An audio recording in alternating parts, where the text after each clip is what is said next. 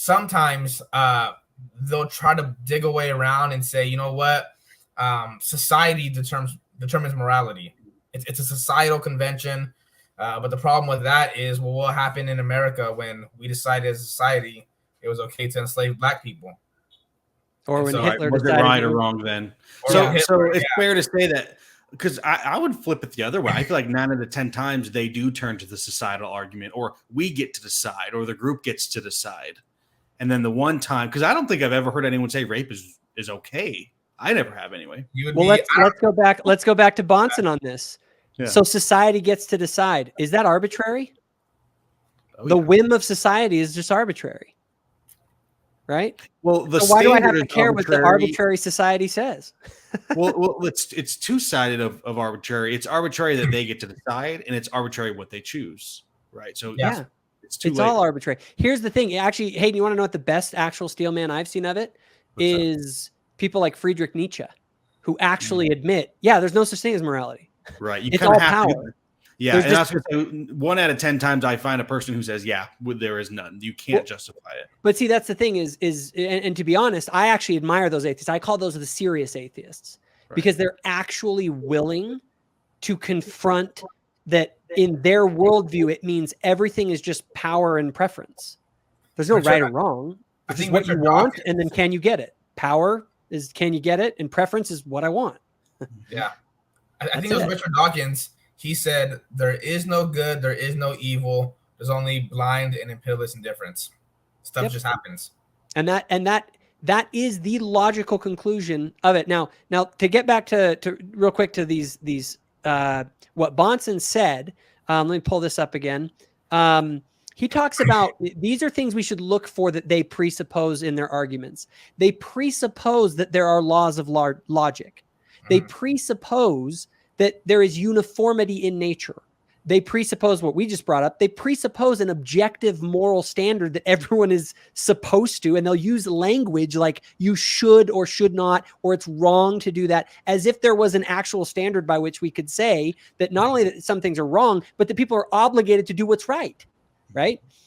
The basic reliability of our senses, the basic reliability of our memory, personal dignity and freedom. You know what I mean? Like, let's real quick. We can't touch on every single one, but Daniel, maybe just if you want to just touch for a minute on where, like, why is it? Is there a way a person can have personal dignity and freedom, and be entitled to personal dignity and freedom in a world without God? No. Well, because again, it's going to come back to their belief or their doctrine on creation. Like, how do you believe all this started, right? The origin of the universe. If you believe that all we are is the result of an explosion, right? There's some cosmic explosion that there was nothing, and then somehow something came. There was this bang, and now we're here, right? Well, in essence, what's the difference between us and a fish, or us and a bird, or us and a rock? We're all the same result of a cosmic explosion. Maybe they might say something like, but we can feel more, or we're more intelligent. What do you respond to that? I would say, who cares?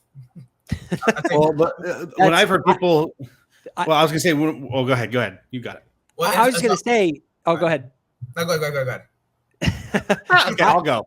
You go, Hayden. Hayden, you're up, Hayden. When you talk about animals, and one of the arguments that I bring up is when people say it's wrong to murder, because I've had atheists online mostly say that murder is wrong, and if I say why, even though I agree, they say it just is, and I say, well, why? And you keep pushing them, and they basically get frustrated, and they say, well, if you don't think murder is wrong or killing innocent people is wrong, then you're a bad person, which is another judgment call.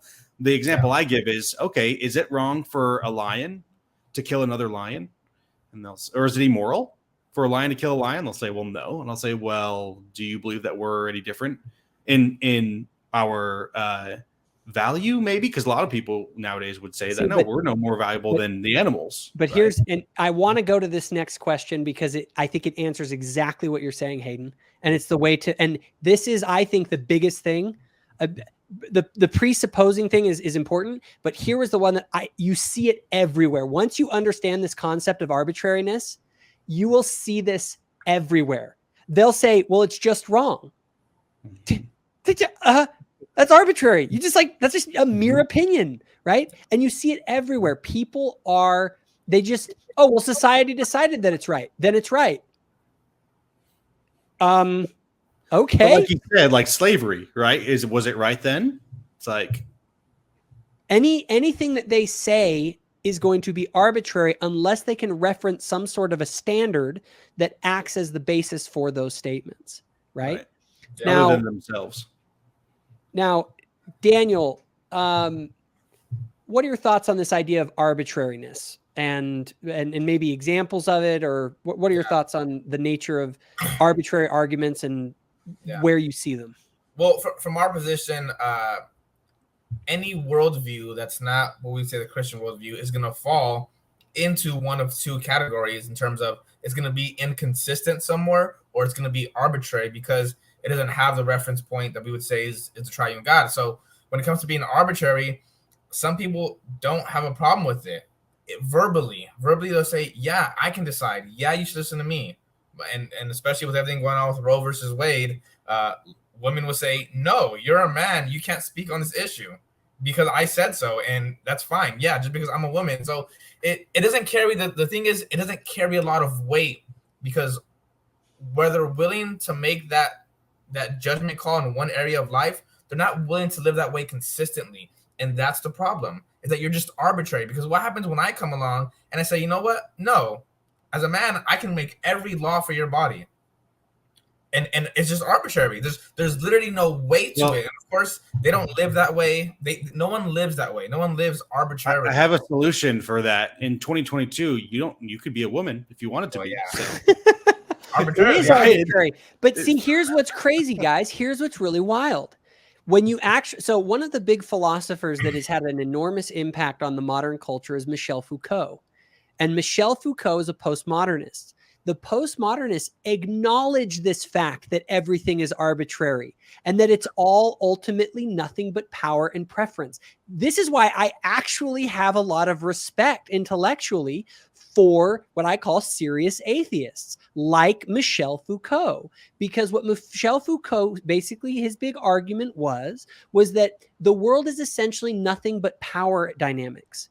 We use these linguistic things. We make up these social customs. And all it is it's groups of people exercising they have their preferences, and then they set up structures and language and institutions in order to get what they want, right? And it's all ultimately arbitrary. There is no, let's call it a meta-narrative or a religious narrative or a God or anything like that. We are just arbitrary matter in motion, essentially. And they actually take it to its logical conclusion. And so, but like Daniel is pointing out, no one lives that way. And not only that, if we did live that way, the whole world would like fall apart. It would be hell. It would be hell. I mean, quite literally, we would descend into chaos. And so this is where I see, again, these arguments from Bahnsen, that you can see how no one behaves this way, and we wouldn't even want the world to be this way. And I don't know, there's more to it, obviously, but I just think that it's worth recognizing when it comes to arbitrariness, that is basically what arbitrary means, and some people will embrace that. Another thing I'll bring up to atheists is I'll say, because being arbitrary, all it is saying just because it works for me, or just because I want to, or whatever. And I tell an atheist, okay, if you ask me, why do I believe Jesus rose from the dead? And I say, just because, would you accept that as an answer? And they would say, no. Yeah. It's okay. So why should I accept that as an answer from you? If you want to accept just because from me, why should I accept it from you? And so, of course, this is where we like to point out that the atheist actually borrows a lot of capital from the Christian worldview.